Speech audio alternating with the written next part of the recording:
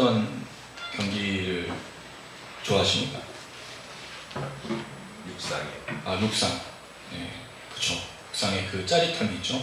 육상도 아마 다양한 트랙 경기들이 있어서 달리기만 있는 게 아니고 다양한 경기들이 있는데, 육상 경기. 그렇죠. 또 어떤 경기들을 좋아하세요? 레슬링. 아, 레슬링.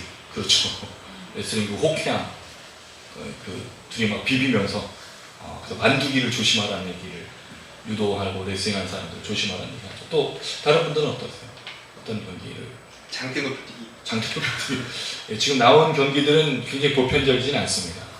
예, 주로 축구, 뭐 야구, 농구. 저는 이제 농구를 개인적으로 굉장히 좋아하고, 그 다음에 승마. 그렇죠. 예, 말타는 분은 승마를 좋아하시죠.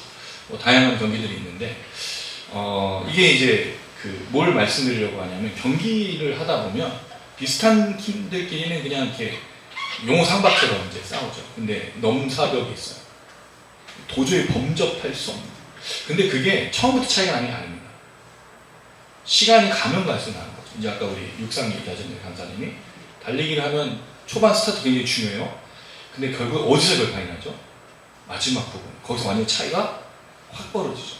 처음엔 비슷하게 뜁니다. 왜? 출발선을, 어떤 사람은 출발 스타트를 진짜 잘하는 사람이 있습니다. 근데 중반을 지나면서 확 차이가 나죠. 그걸 넘사벽이라고 이제 부르잖아요. 제가 이 얘기를 왜 하냐? 지금 6번째 제항, 이제 5번째 제항 나누는데, 5번째 제항까지는 이 얘기가 나온 적이 없어요.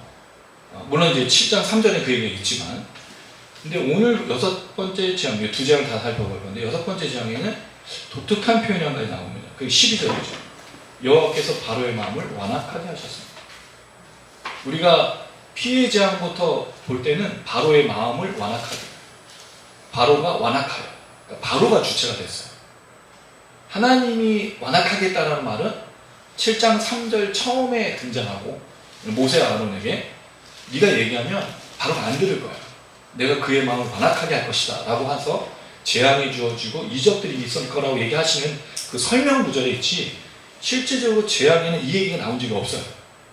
그리고 6번째 재앙에 여호와께서 바로의 마음을 완악하게 하셨다는 표현이 등장하는 거죠. 점점 바로의 권세와 권능과 능력이 줄어들기 시작합니다. 처음엔 바로의 권세는 대단했죠.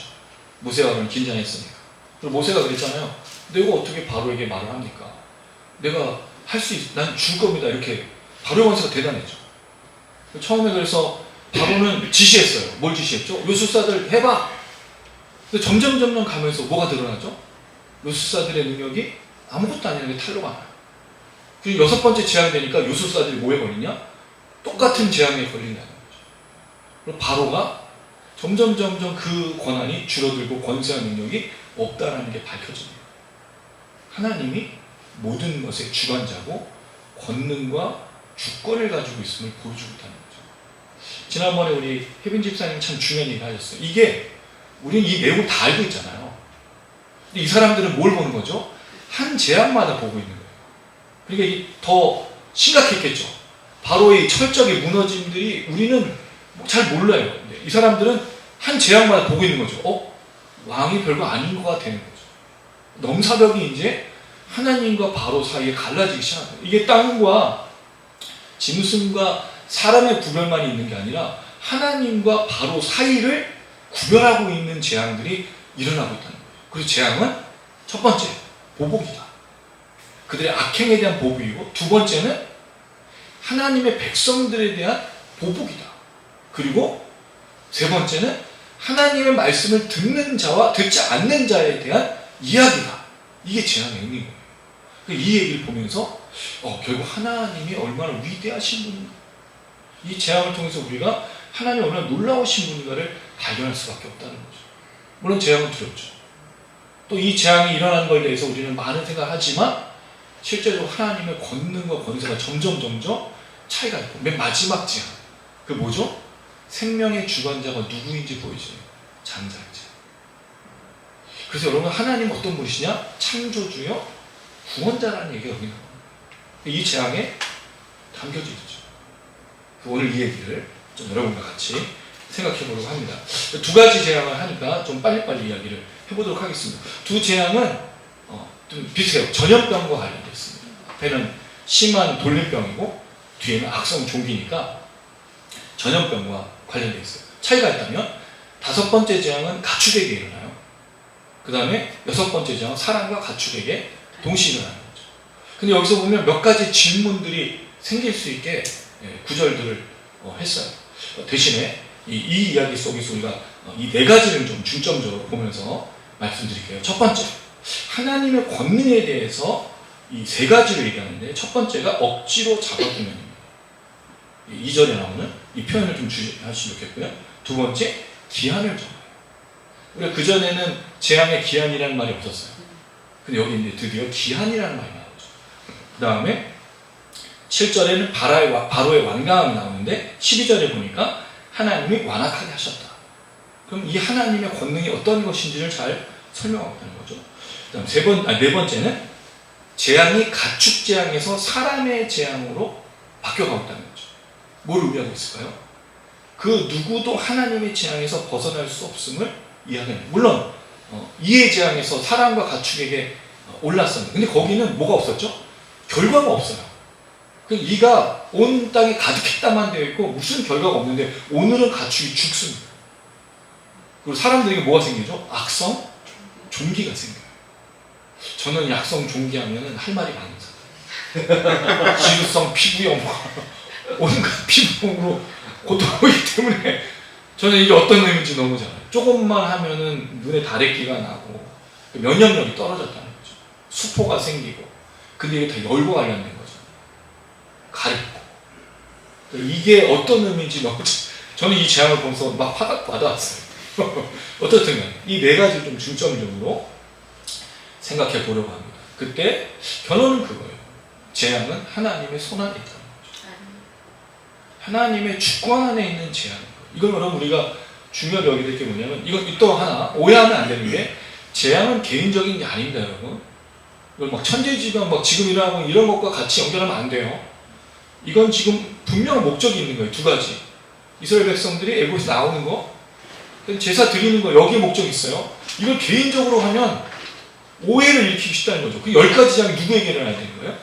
각자 개인에게 일어나는 것을 이해할 수 있다는 거죠. 그렇지 않은 거예요. 이거 분명히 못을 봤습니다. 그 의미가 아닌데 어쨌든 재앙은 하나님이 하시는 역사라는 거죠. 바론을 흉내내고 요술사도도 하지만 실제로는 아니다라는 거죠. 이걸 잘 보여준 표현들이 등장하고 있어요. 자, 먼저 1절에서 2절을 한번 보시면 다섯 번째 재앙도 예고가 없이 예고가 있습니다. 다섯 번째, 여섯 번째 재앙이 예고가 있고 다섯 번째 재앙 예고가 있는데 모세에게 말하죠. 바로에 들어가라고 얘기합니다. 그럼 지금 재앙 그 네 번째 재앙하고 또 시간이 좀 흐른 거예요. 여러분 이게 매일매일 일어나는 재앙이 아니에요. 한 재앙이 일어나고 나서 다음날 또 재앙이 일어나는 게 아닙니다. 시간이 있어요. 시간이. 마치 이게 매일매일 이 열재앙이 10일 동안 이루어진 그런 재앙처럼 생각하기 쉽다라는 거죠. 왜냐하면 여기 기한을 정하려고 말하는데 5절에 보면 내일이라는 말이 나오거든요. 하나님 기한을 정했는데 언제 일어나요? 내일이에요. 그럼 기한 정한 거예요? 정한 게 아니지. 이상한 생각 안 드셨어요? 기한을 정했는데 내일 일어난단 말이 이게 기한 정한 게 아니잖아요. 이게 시간적인 차이가 좀 있는데 우리는 재앙이 바로바로 막 매일매일 일어나는 것처럼 이해를 하게 만든다는 거죠. 그래서 이 표현들을 좀 주의할 필요가 있는데 어쨌든 바로 들어가라고 말한 다음에 이 얘기를 합니다. 요 1절 요 한번 요 부분부터 읽어볼게요. 히브리 사람부터 시작. 히브리 사람이 하나님 여호와께서 말씀하시기를 내 백성을 보내라 그들이 나를 섬길 것입니다. 자, 두 가지 재앙의 목적 그대로 나오죠. 보내라, 샬라흐, 섬길 것이나 아바드. 이 두 단어는 계속 나와요. 그러니까 재앙의 목적은 분명히 하나님이 재앙을 주시면 다른 게 아닙니다. 바로가 못 낳고 뭐 이런 얘기를 하는 게 아니에요. 나와야 되고 제사를 드려야 되기 때문에 재앙을 계속 주는 거예요. 이 법칙에서 벗어날 수가 없습니다. 하나님은 감정에 휘둘리는 분이 아니고 하나님은 원칙을 깨는 분도 아닙니다. 하나님 자기가 하신 말씀을 반드시 지키십니다. 그런데 우리는요, 자기가 한 말도 기억지 못하고 지키지도 않죠. 그러니까 누가 제일 실망해요? 자녀들이. 약속한 거 다 들어주지 않는 부모가 되죠. 그렇지 않습니까, 여러분? 부모님들이 여러분 그 약속한 거 다 들어주셨나요? 저는 그렇지 않았어요. 우리 아버지를 대표적으로, 제 생각에 우리 아버지 천국에 계시는 우리 아버지 술만 드시면 다 해주겠다 그랬거든요. 다음날 되면 하나도 몰라. 기억을 못해. 그래서 제가 술 취한 사람하고는 얘기하는 게 아니구나. 그때 깨달았죠. 어쨌든 하나님은 하신 말씀을 반드시 지킵니다. 거기에 감정을 얹으신 적이 없어요. 어떻게 보면 하나님 굉장히 무서운 분이죠. 자기 원칙을 지키고 말을 지키기 위해서 애쓰시대. 어떻게 지키죠? 그 철저하게 아들을 죽이기까지. 가면 이런 분이죠. 근데 아들을 죽이신 목적이 뭐냐가 중요하죠. 누구 때문에? 나 때문에. 그래서 여러분, 사랑받지 않고 있다는 말을 하면 안 돼요. 자기 아들을 죽이신 분이 어딨어, 세상에. 이와 같은 사랑을 받고 있음에도 난 사랑받지 않고 있다고 착각하는 건 오해입니다. 자꾸 우리 사랑을 어떻게 이해하죠? 아버지가 손에서 뭘 들고 있고 나에게 뭘 제공해. 그래서 이러죠. 아버지가 내게 해준 게 뭐가 있어요? 그거 똑같지 않아요? 우리 하나님께 할 때? 하나님 내게 해주신 게 뭐가 있어요? 왜 해주신 게 없어요? 제일 좋은 거죠. 우리가 그만큼 큰 축복과 사랑을 받았음에도 연약하니까. 잠시나마의 일용할 양식과 필요한 공급함이 필요한 거예요. 그게 나쁘다는 건 아닌데, 사랑받지 않고 있다고 말하는 건 함부로 말하는 거예요. 여러분, 사랑받고 있는 사람들이에요. 지금도 하나님이 여러분에게 은혜와 축복을 주신 것, 할렐루야, 잊지 마시기 바랍니다. 자, 하나님께서. 자, 근데 여기 이제 독특한 표현이 나오죠. 히브리 사람이라는 표현. 히브리. 그 전에 재앙에서 여러분 발견했습니까? 거의 나오지 않았어요. 이 단어가 출애굽기 14번 등장하는데 주로 모세와 하나님과의 만남 속에서 이야기가 됐어요. 하나님께서 모세에게 바로에게 가서 히브리 사람의 하나님이 너를 보내서 나오게 했다라는 말을 계속 반복해요. 첫 부분에. 근데 재앙에서는 거의 등장하지 않습니다. 전염병, 우박재앙, 메뚜기재앙 3번 나와요. 뒤에. 그러면 이 히브리 사람이란 말은 왜 갑자기 등장했느냐는 궁금증이 생기죠. 물론 여러분은 생기지 않지만 저는 생긴 거예요. 그랬더니 첫 번째 재앙의 묶음, 3개씩 묶였고 10번째 재앙을 따로라고 말씀드렸을 때 첫 번째 재앙의 그 묶음 속에 첫 번째 재앙의 얘기가, 그 다음에 두 번째 묶음 속에 두 번째 재앙의 이 내용이 나와요. 세 번째 묶음 속에는 몇 번째 나올까요? 세 번째 나올 것 같지만 첫 번째 나와요. 패턴이 있느냐? 패턴이 딱 보이진 않는데 묶음당 한 번씩 꼭 나온다는 거죠. 그럼 이 재앙의 목적은 뭐예요? 히브리 사람의 하나님이 애굽의 바로에게 명령하는 거죠. 이 표현은 히브리 사람들의 하나님이라는 분명한 표지를 갖고 있는 거예요. 이게 무슨 얘기예요? 애들이 막 싸우고 있어. 그러면 누가 나온 거예요? 아빠가 내 아버지, 얘가 내 아들이라고 말해주는 거죠. 굉장히 중요한 표현입니다. 내 하나님, 우리 하나님이 당신에게 이렇게 말한다고 선포하는 거예요. 히브리 사람이라면. 그 얘기를 하고 있는 거죠. 나를 섬길 것이고 내 백성 보내라. 자, 근데 2절 중요한 표현이 등장하죠. 시작. 내가 만일 보내기를 거절하고 억지로 잡아두면, 자, 첫 번째 우리가 생각해야 될 표현이 등장합니다. 만일 보내기를. 만일이라는 말은 이 가정법이잖아요. 보내기를 거절하는 거죠. 이 얘기는 앞에서도 굉장히 나눴어요. 근데 여기에 한 가지 더 등장하는 표현이 있어요. 억지로 잡아두면. 이 표현은 거의 나온 적이 없습니다. 처음 보는 표현이에요. 여기 등장하는 억지로는 오드라는 단어인데 여전히 아직 다시 그 밖에 또는 지속, 여전히 거죠. 여전히 잡아두면. 여러분, 이 단어가 어떤 단어일까요? 우리가 살펴본 단어인데 주로 바로에게 있어서 마음이 완악하게 하여, 마음을 완강하게 하여라고 말했던 단어 중에 하나 있어요. 하자크. 자기를 강하게 붙들다. 그럼 뭐죠? 바로 완악함이 이스라엘 백성들을 붙드는 것으로 나타나는 거죠. 완악함은 뭐예요? 반드시 뭔가로 드러나게 돼 있다는 거죠. 완악함은 감정의 상태는 아닙니다. 완악함은 행동의 결과로 이어지는 거죠. 근데 그 결과가 뭐예요? 이스라엘 백성들을 못 가게 붙잡는 것. 자기의 마음도 붙잡지만 이스라엘 백성들도 붙잡는 것으로 나타나는 거예요. 완악함이 붙잡는 거로 나타나는 그 모습을 보여주고 있다는 거죠. 이게 바로의 완악함이었어요. 그럴 때 이 표현이 주는 게 있어요. 바로는 자기가 붙잡는다고 생각하는 거예요. 다시 말하면 재앙을 보내어도 내가 이스라엘 백성들을 보내주지 않으면 못 가라고 생각하는 거예요. 질문 한번 드려볼게요. 정말 바로가 안 보내면 못 갈까요? 여기 아주 놀라운 표현입니다. 바로가 안 보내면 못 가는 겁니까? 그래서 우리 잘 생각해야 돼요. 왜 10번이나 하나님 이 질문을 하고 있냐는 거예요. 하나님이 바로 뭐길래 얘가 완악하다고 얘가 억지로 붙잡는다고 못 보내세요? 아닌 거예요. 근데 왜? 이유가 뭐죠?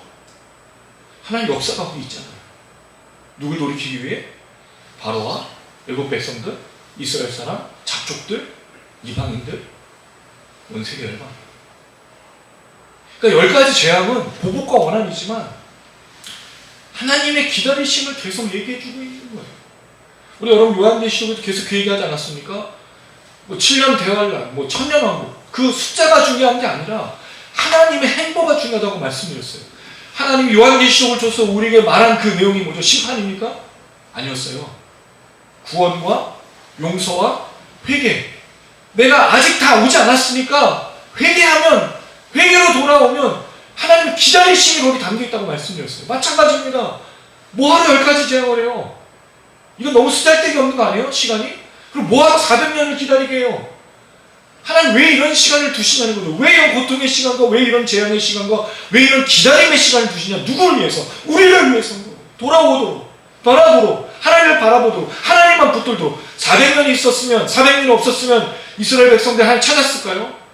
부르짖지도 않았겠죠. 왜? 고센 땅에서 그들은 자신들만의 권리로 요셉의 이름을 따라서 아무도 건드리지 않는 존재로 살았거든요. 먹고 사는데 아무 지장이 없어요. 태평한 거죠. 평안한 거죠. 먹고 마시고 자녀를 낳고 가축을 기르고 아무 문제 없이 살아갔어요. 근데 요셉을 모르는 왕이 등장하니까 핍박이 시작됐죠. 근데 그들이 놓치고 있었던 게 뭐예요? 고센 땅에 사는 거였습니까? 가야죠. 어딜 가야 돼요? 가나안 땅. 가나안 땅에 가서 하나님의 나라를 이루어야 될 것이 그들의 역할이었는데 잊어버리고 있으니까 고통을 주신 거예요. 그럼 하나님이 정말 나쁜 분일까요? 그렇지 않은 겁니다. 삶의 본분을 잃어버리고 삶의 정체성을 잃어버린 사람에게 반드시 닥치는 게 있어요. 하나님 도전입니다. 어디로 가야 될지 모르고 어떤 길로 걷고 내가 무엇을 할지 모를 때 하나님 도전하셔요. 그 도전의 의미가 뭐죠? 기회인 겁니다. 그 길을 걸을 수 있도록. 우리는 수많은 도전에 살려있어요. 그렇죠? 이것도 도전해보고 저도. 근데 그 도전 속에 하나님의 뭐가 있을까요? 각 도전마다 하나님의 선이 다 있는 거예요. 다. 이걸만 선택하면 그게 맞는. 그러니까 여러분 100분의 1을 잘 선택해 내가 아닌 거예요. 왜? 하나님 모든 100가지의 길을 다 하시고 있으니까. 그럼 우린 뭐가 없어요? 두려움이 없는 거지. 두려워하고 있습니까? 염려하지 마십시오, 여러분. 생명과 구원과 회개와 죄 이 부분이 아니면 어떤 길로 선택해도 돼요. 왜? 100가지의 모든 길에 하나님이 다 계시니까요. 할렐루야. 잊어버리면 안 돼요, 여러분. 대신에 하나님 떠나면 안 되지. 이 길이 아닌가 하고 하나님 원망하고 저 길에는 왜 하나님 없습니까? 아니라는 거예요.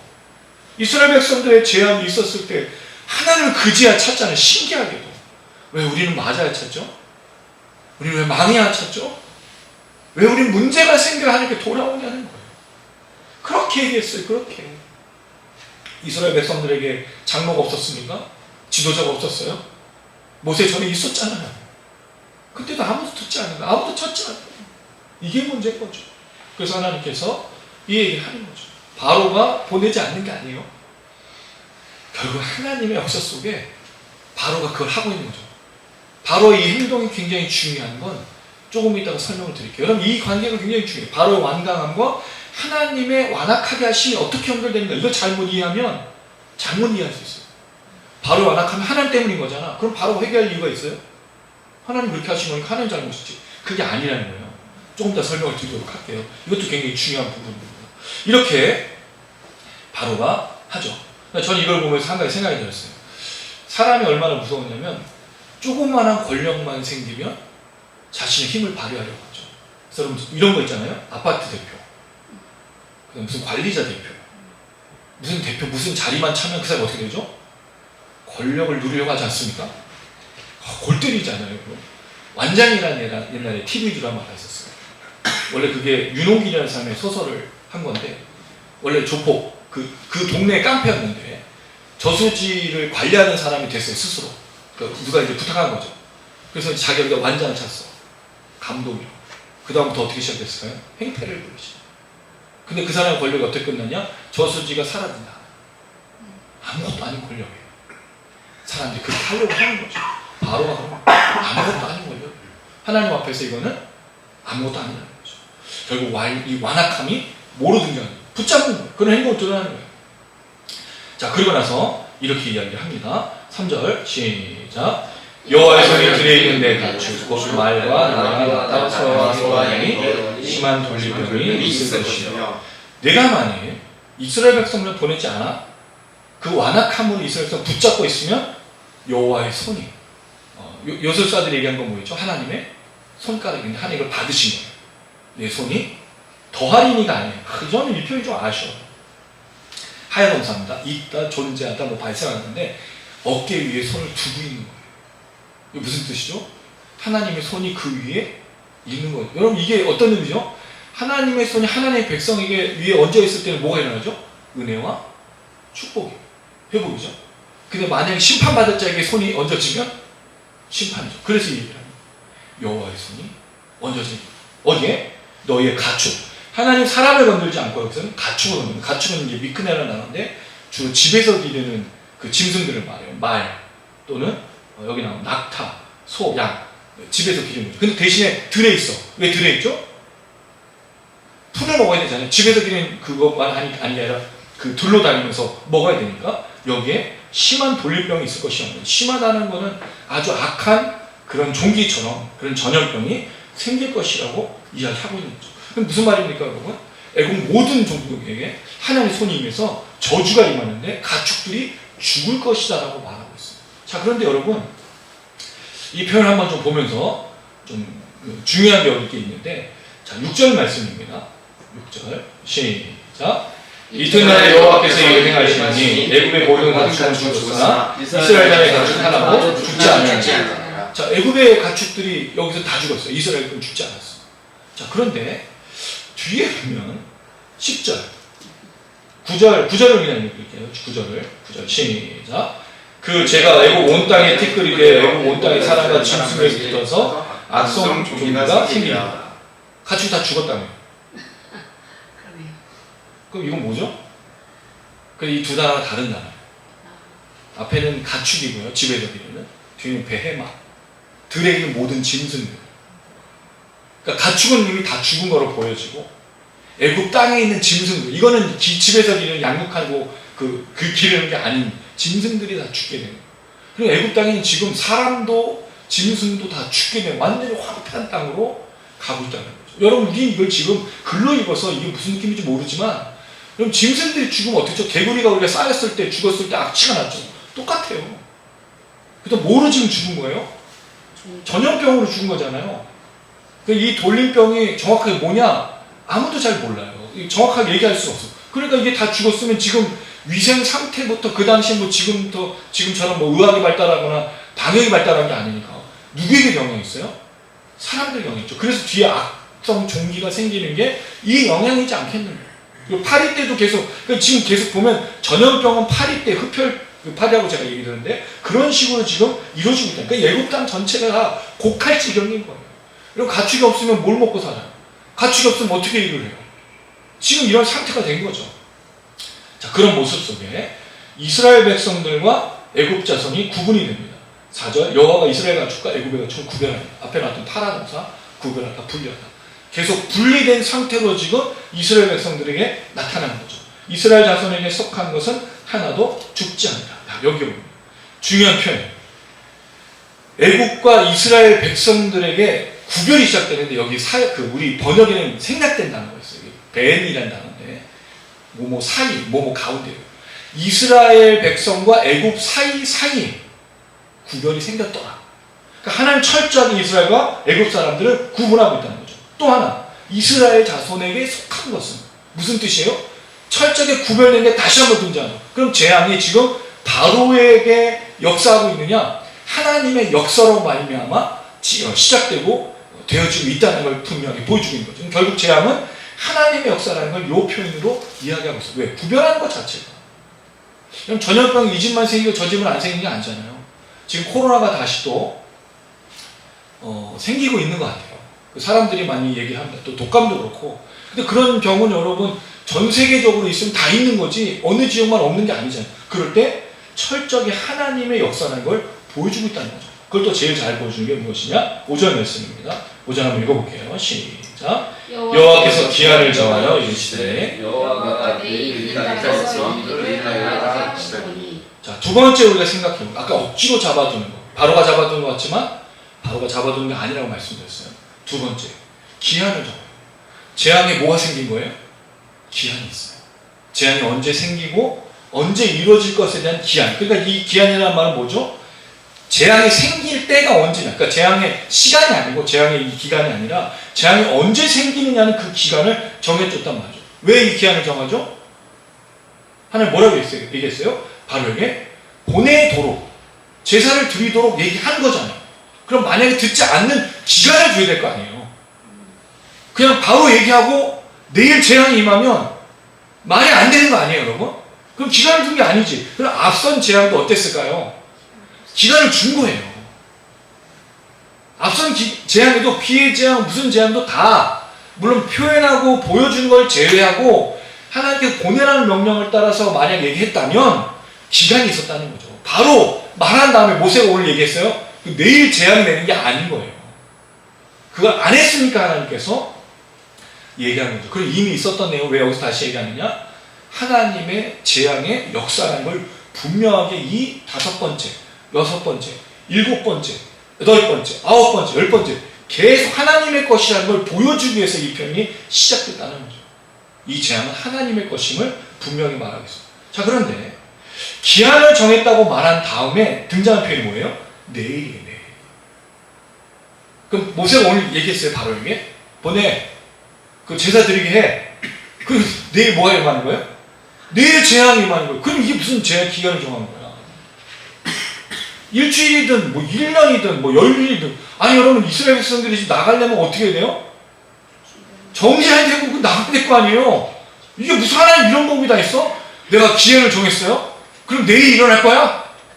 이게 말이 되는 얘기냐고요. 근데 우린 이거를 너무 아무렇지도 않게 지금 생각했죠, 여러분. 그쵸? 그래서 우리 성경을 잘 안 읽고 있었다는 얘기예요. 만약 오늘 얘기하고 내일 이 재앙이 임할 거면 이 하나님 뭐 이런 법이 다 있어요? 이거 똑같은 거 아니에요? 집주인이 와가지고 내일 이사 나가세요. 이런 거 똑같은 거 아니에요? 그럼 여러분, 아이고 알겠습니다. 저는 나갈 집이 있으니까 내일 나갈게요. 이러세요? 집 나가는 것도 뭐 이거 절차도 있고 뭐 보증금부터 뭐 할 게 너무 많잖아요. 뭐 전기도 신고하고, 물론 이스라엘 백성이 그걸 신고하는 건 아니지만 수많은 사람들이 나오려면 뭔가 이게 애국 사람만이 아닌 거예요. 이스라엘 사람에게도 마찬가지인 거예요. 근데 그래서 이 내일이라는 단어가 꼭 내일만 의미하는 단어는 아닙니다. 사실 이 단어는요, 장래 또는 후일에라는 의미가 있어요. 그래서 어떤 학자들, 존 제이 데이비스와 케네스 키치라는 사람들은 이 10가지 재앙이 이루어진 기간을 약 9개월에서 10개월로 보고 있습니다. 이게 뭐 한 열흘 또는 뭐 한 달 정도가 아니라 굉장히 오래된 게. 왜? 여기 나오는 그 표현들을 보면요, 나일 강물이 붉은 빛의 진흙을 동반해 범람한 거를 7, 8월경으로 보고, 우박재앙 때 보리가 상했다는 표현이 나오는 건 아마 1, 2월일 것이다. 그리고 장자재앙이 6월절이잖아요. 6월절은 주로 봄에 일어나거든요. 3, 4월. 그럼 아까 7월에서 3, 4월이니까 약 9개월에서 10개월 정도의 이 재앙이 진행될 걸 본다. 그럼 여기서 내일이란 말이 아니라 후일에. 근데 분명한 건 뭐죠? 보내고 또 제사를 드리도록 명령해라. 그러면 이스라엘 백성 나오는 거고 하나님이 이 재앙이 없는 건데, 그렇지 않으니까 이건 바로가 분명히 거절한 게 포함된 거죠. 그래서 내일이라는 말은 거기에 붙어서 나오는 표현이 아닐까, 그런 생각이 드는 거죠. 이 땅에서 일을 행하리라 하신 다음에, 자, 요즘 이튿날 하나님 빠르셔요. 재앙을 주시는데 애굽의 모든 가축이 죽었고 이스라엘 자손의 가축은 하나도 죽지 않아요. 자, 그럼 여기서 이제 바로 행동 한번 보세요. 7절 시작. 바로가 사람을 보내어 보는 중 이스라엘 가축 하나도 죽지 않았더라. 그러나 바로의 마음으로 백성은 자, 바로가 사람을 보냈어요. 여기 샬라오나. 바로 누굴 보내야 돼요? 이스라엘 백성들을 보내야지. 누굴 보내고 있어? 네. 근데 사실 사람이란 표현이 없어요. 이건 분명 의도가 있다는 거죠. 바로가 뭔가를 보냈어. 원래 보내야 될 거기 목적어는 뭐예요? 이스라엘 백성들. 근데 뭘 보낸 거예요? 이 일이 진짜 일어났는지 본 거죠. 봤더니 애굽의 가축들은 다 죽었고 이스라엘 가축은 죽지 않은 거예요. 그런데 바로의 마음이 뭐하고 있죠? 완강해. 카레이드. 무거워져. 그걸 보고도 마음이 다칩니다.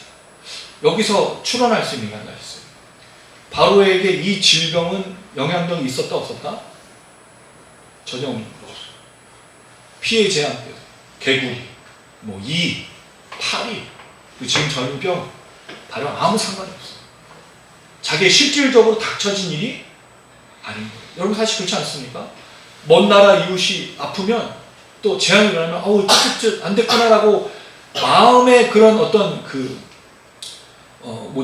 동정심이나 또는 그런 국민의 마음이 생길 수는 있어도 직접적으로 내게 일어나는 일은 아닌 거예요. 근데 바로는 지금 자기 백성들, 자기 이 가축들이 죽어나가도 전혀 마음의 움직임이 없다는 거죠. 완악함의 특징이 뭘까요? 감정의 동요가 없습니다. 특별히 이걸 보면서 생각나는 게 있어요. 여러분 사마리아인 비유 아시죠? 강도 만난 자의 비유, 또 누가 내 이웃이가 말할 때 우리 이걸 선한 사마리아인의 비유를 알고 있지만 사실 선한 사마리아인의 비유가 아니고 강도 만난 자의 이웃은 누구인가가 정확한 비유의 설명이에요. 강도 만난 자가 누굽니까? 예루살렘에서 여리고 내려간 거 보니까 절기 예배를 드리고 내려간 유대인처럼 보여요. 근데 유대인이라 말하지 않죠. 근데 그 사람이 이제 거의 거반 죽었잖아요. 강도에게 거반 죽었어. 근데 제사장과 레인이 지나가다가 뭐 했죠? 보고 지나갔어요. 근데 왜 지나갔을까요? 시체를 만지면 안 된다는 규정이거든요. 네, 그렇죠. 그럼 일주일에 뭔가를 해야 돼요. 이들은 뭐가 앞선 거죠? 사람의 죽음, 사람의 고통보다 뭐가 앞선 거예요? 율법을 지켜야 되는 것이 앞선 거죠. 근데 그들이 놓치고 있던 율법이 뭐예요? 내 이웃을 내 몸과 같이 사랑하는 율법은 지키지 않는 거죠. 그러니까 10계명이 있어요. 10계명 중에 하나만 지키면 다 되는 건가요, 여러분? 10분의 1만 지키면 모든 계명이 다 지켜지는 거예요? 아니잖아요. 1에서 4계명, 하나님 향한 계명, 그다음 5에서 10계명까지 이웃을 향한 계명이에요. 그럼 계명 어떻게 되죠? 다 지켜야죠. 저 사람이 유대인이고 저 사람이 내 형제면 죽음의 위기, 심지어 시체라고 하더라도 그들 율법 속에도 있어요. 레위인과 이 바리새인들 율법 속에도 있어. 구제하고 돕는 거예요. 근데 내가 지켜야 돼. 나의 부정함을 버리지 않기 위해서 죽은 것들을 하지 않았다는 마음의 움직임이 없어. 근데 누가 그 사람을 돌보죠? 사마리아인. 사마리아인은 그 당시에 괴돼지 취급받았어요. 왜? 혼혈 민족이었거든요. 이스라엘 백성은 혼혈, 섞여 있는 걸 굉장히 싫어요. 저주받은 거라 생각했어요. 자기의 백성하고 상관이 아무것도 없는, 땅에만 같이 살고 있는 사람들이니까 별로 중요하게 여기지 않았던 거죠. 그래서 그들 그렇게 취급해요. 근데 놀랍게도 이 사람이 무슨 법을 지키고 있어요? 형제를 사랑하는 율법을 지키고 있어요. 여러분 사마리아인도 예배 드려요. 우리 요한복음 4장에 보면 그 사마리아 여인이 예수님께 나와서 우리는 저 산에서 예배 드리는데 왜 당신 예루살렘에서 예배 드리는 이 얘기 하잖아. 그들도 하나님을 믿고 있고 구세주를 기다리고 있다. 똑같이. 근데 사마리아인이 지금 뭘 하고 있죠? 십계명을 지키고 있다고요. 제사장과 레위인은 그렇게 율법을 가르쳤는데 한쪽 계명만 지키고 다른 계명을 지키지 않아. 너무 놀랍지 않습니까? 사람이 죽어가고 사람이 고통하고 있고 사람이 아프고 있는데 그걸 보고 지나가. 완악함이 뭘까요, 여러분? 마음에 긍휼함이 없는 겁니다. 바로는요, 자기하고 아무 상관이 없으니까 이 재앙이 닥쳐도 전혀 그냥 마음을 더 완강하게 해. 그래? 그럼 내가 보내지 않지. 이런 비슷한 단어를 써가지고 바로의 마음과 이스라엘 백성들 사이를 계속 상관해서 연결해서 이야기하고 있다는 거죠. 보내야 될 걸 보내지 않는 이 마음은 뭐죠? 완악함이라는 거죠. 긍휼의 마음이 없어요. 백성들이, 그리고 여러분 바로는요, 한 번도 백성들을 걱정한 적이 없어. 너무도 놀랍게도. 그건 이 6번째 재앙이 나와요. 자, 이렇게 재앙이 끝나니까 바로 6번째 재앙이 시작되죠. 신경은 이 6번째 재앙은 경고도 없이 바로 시작이 됩니다. 하나님께서 모세와 아론에게 바로에게 들어가서 이렇게 해라라고 바로 말씀하시죠. 8절 읽어보겠습니다. 시작. 여호와께서 모세와 아론에게 이르시되 화덕에 제 꿈을 가지고 모세와 바로의 목전에서 하늘을 향하여 날리라. 아까는 모세였는데 지금 누가 하죠? 아론이 여기에 포함되어 있습니다. 모세 아론 분명히 같이 갔을 건데 한 번은 모세를 강조하고 한 번은 모세 아론을 강조하고 있죠. 화덕이 뭐냐? 이게 뭐 옹기가마, 뭐 밥 먹을 때도 쓰는 거고, 뭐 어떤 그 무슨 기구들을 만들 때도 쓰는 그런 화덕도 되고 용광로도 되고 다양한데 뭔지 모르겠어요. 근데 중요한 건 여기서 나오는 재를 손바닥에 가득히 담아서 하늘을 향해서 뿌리라고 얘기해요. 여기 날리다란 말이 뿌리다는데 출애굽기에 굉장히 많이 나옵니다. 근데 주로 이 단어는 제단에 피를 뿌리거나 또 희생 제물한테 피를 뿌리는 의식으로만 쓰지 요 표현에서 죄를 날리는 건 처음 나는 거예요. 이게 무슨 얘기? 퍼포먼스죠. 우리가 이 퍼포먼스 한 게 뭐가 있어요? 지팡이가 뱀으로 바뀐 거, 그 다음 피가 강물로 바뀐 거, 그 다음 땅을 쳤더니 이가 솟아오겠죠. 여기 또 하나 죄를 뿌렸어. 근데 그게 뭐가 된 거예요? 하늘을 향해서 날렸더니 종기, 악성 종기가 된 거예요. 그러니까 이 뿌리는 동작이 뭐죠? 전염병을 유발하는 걸 온 땅에 뿌리는 것처럼 하고 있다는 거죠. 자, 그걸 잘 알 수 있는 게 뭐죠? 9절입니다. 9절을 보겠습니다. 시작. 그 제가 애굽 온 땅에 특별히 되어 애굽 온 땅의 사람과 짐승에 붙어서 악성 종기가 생기리라. 그럼 티끌이 아닌 거예요, 이제. 처음엔 죄였죠. 처음엔 먼지였죠. 근데 그게 실제로 사람과 짐승에 붙은 다음에 뭐가 된 거예요? 전염병이 된 거죠. 이 딱 들러붙으니까 수포가 일어나고 여기 진물이 보이고 냄새부터 해서 이게 막 부풀어오는. 근데 여러분 원래 화덕에서 제가 사랑에 뿌려주면 이렇게 막 터지고 그러나요? 그건 공상과학 영화나 무슨 좀비 영화에서 그렇지 이거는 아니잖아요. 이걸 보면서 티끌이 나와. 우리가 티끌이 어디서 왔죠? 이해제왕에서. 거기 티끌 아파르. 사람이 티끌의 창조. 근데 거기 뭘 창조했어요? 악을 창조했죠. 하나님의 말씀에 순종할 땐 사람이 재창조되지만 하나님의 말씀에 불순종하면 악이 재창조돼서 심판이 일어나는 걸 분명히 보여주고 있어요. 이건 이스라엘 백성들뿐만 아니라 애국 백성에도 동일합니다. 또 근데 여기 티끌은 그 티끌이 아니에요. 여기는 창조의 의미가 아니라 이 악이 퍼지는 거예요. 그러니까 애국은 완전히 악한 땅이라는 걸 하나님 선포하신 거죠. 애굽의 사람들, 애굽의 가축들, 애굽 안에 있는 사람들은 하나님 명령에 불순종한 사람이라는 걸 그렇게 보여줘. 그러니까 악성 종기가 생기는 거예요. 그런데 죽진 않아. 의도가 뭐냐는 거예요. 악성 종기가 생겼던 그 의도가 뭐겠습니까? 이걸 긁으면서 저주하고 원망하는 게 아니라 두 가지 목적. 내 백성을 보내고 제사를 드리게 하라. 그러면 여러분 재앙이 멈출까요? 안 멈출까요? 멈추죠. 그게 문제인 거예요. 근데 문제는 악성 종기가 생겼어요. 10절 화덕의 죄를 날려서 바로 앞에서 이제 실제로 하는 거예요. 바로 앞에서 한 겁니다. 목전이라는 말이 바로 앞에, 바로 눈 앞에서. 근데 바로는 전혀 눈 깜짝하지 않아요. 자, 11절 한번 읽어볼게요. 시작. 요술사들도 악성 종기로 말미암아 모세 앞에 서지 못하니 그때부터 이거 모순산이 생겼습니다. 심지어 자기가 부른 요술사들에게도 악성 종기가 생기는데 바로는 눈 하나. 그럼 바로에게는 악성 종기가 생겼을까요? 안 생겼을까요? 안 생긴 것처럼 보여요. 바로는요 아무 관심이 없어요. 심지어 자기가 데려다놓은 그 요술사들이 악성 종기가 생겨서 고통하고 있어도 눈 하나 깜짝하고 없잖아요. 야, 여러분 사실 아까도 말씀드렸지만 누가 옆에서 아프고 고통하고 신호하면 쳐다라도 보지 않아요? 누가 뭔가 좀 불편하면 좀 도와주고 싶은 마음 안 생기세요? 물론 요새는 그걸 잘못했다가 또 뭐 고발도 나오고 희한한 일 당하긴 하지만 사람의 인지상정이 그렇잖아요. 기본적인 마음이 돕고자 하는 마음인데 바로는 없어요. 짐승이 죽어나갔잖아요. 시체가 타고 냄새나고 사람들이 종기가 생겨서 호소하고 고통하고 심지어 자기가 부렸던 그 요술사들도 지금 막 고통해서 나오지도 못하고 있는 상황이면 바로 어떤 마음이 들었을까요? 움직여야 되는데 바로 움직이지 않죠. 그 결론은 이렇게 끝납니다. 12절 시작. 그러나 여호와께서 바로의 마음을 완악하게 하시고 그들의 말을 듣지 아니하였으니 여호와께서 모세에게 말씀하시지 말씀하시지 않았더라. 결국 하나님의 말씀대로 바로 완악함으로 끝이 납니다. 여기에 이 결론을 이렇게 내고 있는 게 중요해요. 바로의 완강함이었죠.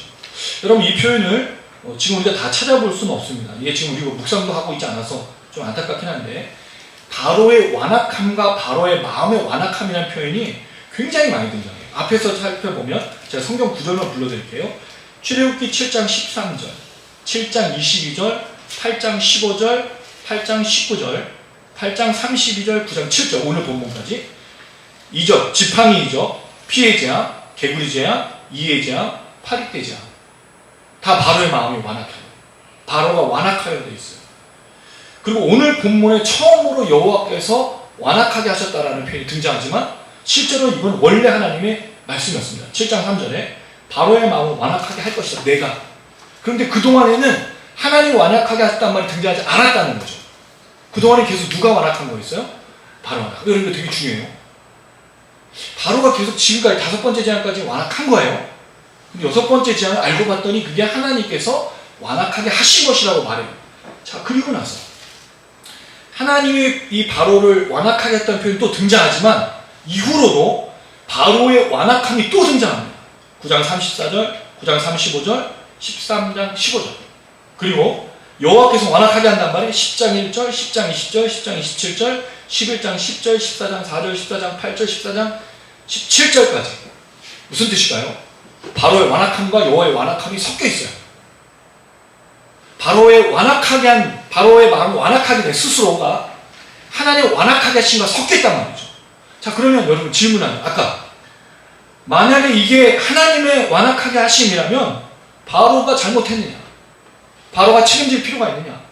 바로가 이 재앙에서 저주를 받을 이유가 뭐가 있느냐? 심지어 죽기까지 하잖아요. 그럴 필요가 있냐는 거죠.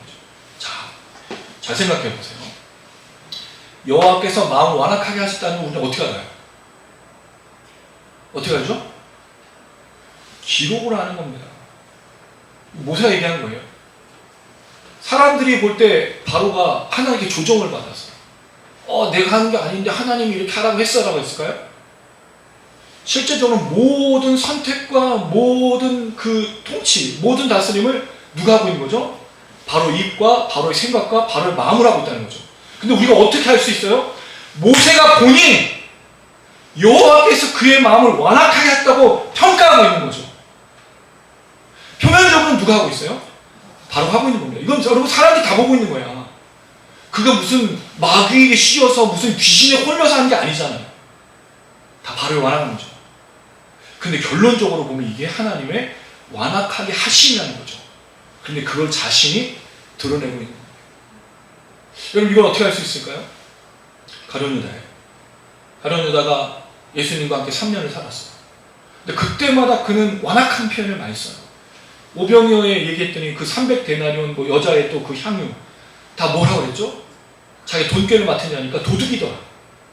그의 마음은 예수님 생각한 적이 한 번도 없다는 거예요. 결국 그는 어떻게 죽죠? 돌이키지 않고 들어가는데, 여러분 이 표현이 굉장히 중요합니다. 요한복음 13장 27절, 조각을 받아놓고 사탄이 그 속에 들어간 자. 그의 죽음의 역할은 뭐죠? 사탄의 이 억압, 사탄의 압제 속에 들어. 처음부터가 아니죠. 이 끝에 사탄과 함께 하기를 결정한 거예요. 이거 되게 중요한 표현입니다. 그 전에 이런 표현이 나오지 않았어요. 성찬식에 나와 함께 잔에 손을 대는 자가 나를 팔자니라. 예수님 지독한 분이지. 마지막 만찬에 하신 말이 뭐예요? 나와 함께 손을 대고 있는 자. 그럼 사람들이 뭐라고 생각해요? 누구예요 그게? 가룟 유다 아니에요? 근데 아무도 그 가룟 유다를 그렇게 생각하지 않았다는 거예요. 그 얘기를 뭘로 깨닫지 못한 거죠. 나중에는 알고 있는 거지. 그리고 예수님 얘기해요. 가룟 유다한테 네가 할 일을 하라. 근데 그때가 언제냐면 사탄이 그에게 들어가서 그 자리를 떠날 때였어요. 네 일을 속히 하라. 그럼 이미 버린 자라는 걸 거기서 증명해내는 거죠. 예수님 조장했습니까? 아닙니다. 그가 스스로 산 삶의 결론이 그렇다는 거죠. 우리의 인생은, 우리의 삶은 하나님 조정하는 게 아니에요. 그렇게 보지도 않습니다. 다 누가 하는 거죠? 우리가 선택하고 우리가 결정해요. 근데 그 결론이 뭐죠? 하나님을 완악하게 해서 버린 사람으로 등장한 그런 결론을 맞이하면 완악함으로 끝나버리는 거죠. 바로처럼. 하나님 몇 번에 걸쳐서 10가지 시작부터 계속해서 돌이키고 내보내고 그렇게 하지 말아라고 말했지만 듣지 않는 거죠. 근데 결론적으로 이 사람은 어떤 사람이에요? 여호와님께서 완악하게 하셔서 버린 사람인 거죠. 이 선택을 우리는 어떻게 할 수 있습니까? 그 사람의 결실과 열매로 아는 거예요. 그래서 열매로 알리라는 말이 중요한 이유가 거기 있습니다. 우리가 하나님의 사람이고 우리가 하나님의 역사 속에 살아가는 사람과 아닌 사람은 어떻게 알 수 있죠, 여러분? 내가 하는 이 말, 내가 예배 드리는 거, 내가 봉사한 거, 헌신한 거, 헌금 드린 거 아닙니다. 여러분의 삶이죠. 여러분의 결심인 거예요. 여러분의 열매인 거예요. 그게 완악하게 하셔서 버린 자인지 내버려 두신 자인지 아니면 하나님의 말씀에 순종하신지가 거기서 드러나는 거예요. 여러분 이거는 너무 놀랍게도 세상의 보편적인 이치예요. 여러분 악인들이 나오는, 빌런들이 나오는 영화의 마지막에 보면 빌런들이 꼭 어떻게 하죠? 반드시 그 주인공은 악인에게 뭘 줘요? 선택권을 주잖아요. 회개할 선택권, 용서를 구할 선택권, 네가 여기서 이렇게 하지 않고 그 모든 것을 용서를 구함으로 돌아올 수 있는 기회를 반드시 줍니다. 영화에 신기하게도. 근데 악인들, 빌런들은 다 어떻게 선택하죠? 돌아오지 않아요. 그 선택한 대로 완악하게 돼, 완강하게 돼, 마음을 굳혀서 강팍하게 돼 죽는 결과를 보여줍니다. 되게 중요한 거예요. 왜 바로의 완강함이 나오고 여호와께서 완악하겠다는 표현이 이제 등장하느냐? 처음부터 쓰면 바로의 그 완강함 누구 때문인 거예요? 그렇죠. 하나님 때문인 것처럼 보이죠. 물론 하나님이 하신 게 맞습니다만 그럼 선택은 누가 하고 있었나요? 사람들은요 바로가 한 거로 봐요. 바로가 어느 날 하나님 막 임재하셔 얘는 막 이렇게 그 뭐죠 이게 무슨 인형? 그 이런 거 있잖아요 여러분. 하여튼 뭐 그런 인형처럼 막 이렇게 조종해가지고 조종한 게 아니잖아요. 자기 선택이죠. 근데 우리가 완악함으로 완강함으로 하나님 버리신 자로 내버려 두신 자로 사는 걸 어떻게 알 수 있죠? 하나님의 명령을 따라 순종하면 하나님께 사로잡힌 바에 대한 삶을 사는 거고 그 순종함이 없다면 완악하여 강팍한 대로 살아가는 거예요. 그래서 열매로 알리라라고 말할 수밖에 없다는 거죠. 우리 스스로 다른 누군가를 판단할 때 우리는 물론 다른 사람을 판단할 수 없고 스스로에게 난 열매대로 살고 있는가, 나는 하나님의 말씀을 순종하는 삶을 살고 있는가, 이것이 오늘 본문의 도전이라는 거죠. 그리고 이 모든 것의 끝에 하나를 선택한 자와 선택하지 않은 자가 등장하는 거예요. 놀랍게도 우리에게 회개가 있고 돌이킴이 있고 용서를 구함이 있고 말씀이 들려주고 우리 아까 온집사님 기도했던 것처럼 말씀이 들려주고 말씀으로 반응하고 말씀으로 살아가고자 한다면 하나님 우리에게 아직도 선택을 주고 아직도 우리 살아가고 아직도 우리 역사하고 성령을 통해서 우리를 붙들고 계신 거죠. 근데 그 말씀 들리지 않아, 돌이키지 않아, 회개하지 않아, 무릎 꿇지 않아, 여전히 하나님의 화가 나 있고 불평과 불만이 있다면 그 끝이 뭐가 되냐는 거예요. 하나님의 내버려 두신, 포기하신, 완악하게 하신. 그러나 하나님은 사랑하는 자에게 반드시 잠을 주시는 게 아니고 회개와 은혜와 사랑을 부어주신다. 할렐루야. 아멘. 우리 너무 오해하고 있잖아요. 자꾸 이렇게 잠을 자려고 그래. 사랑하는 자에게 잠 주는 말, 물론 그게 하나님께서 이 하루하루의 삶에 보호하심에 대한 의미도 있지만 하나님 우리에게 주신 건 회개입니다.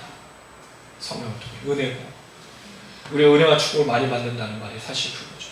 말씀을 맺겠습니다. 오늘 5번째, 6번째 재앙을 통해 재앙은 하나님의 손에 있다는 걸 발견했어요. 바로가 하는 것 같지만 하나님이 하시는 겁니다. 그리고 반드시 하나님 보여주세요. 재앙이 2가지 목적을 지키기 위해서 애쓰십니다. 더불어 이 재앙을 통해서 우리가 알 수 있는 게 뭐죠? 하나님이 완악하게 하신 사람이냐, 하나님의 은혜로 살아가는 사람이냐, 늘 우리를 점검해야 된다는 거죠.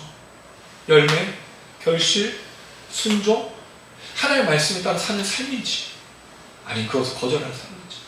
다시 한번 말씀드리지만 회개가 은혜요 축복입니다. 다시 돌아갑니다.